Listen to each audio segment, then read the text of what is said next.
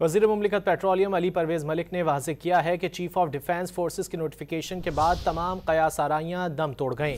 آج عالمی سطح پر پاکستان کی اہمیت مسلم ہے۔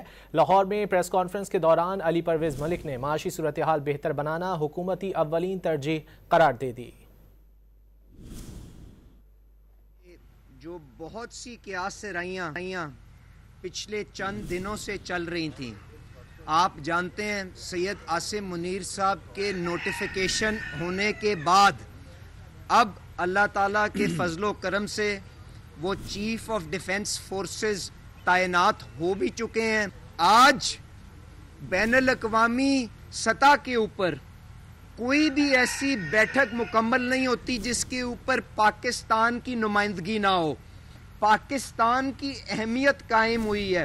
ہمارا جو معاشی نظام ہے اس کو اب ہم نے مل کے کس طرح سے اس مقام اس ڈگر کے اوپر ڈالنا ہے جو شاید دفاعی محاذ کے اوپر خارجہ محاذ کے اوپر ہم نے حاصل کیا ہے۔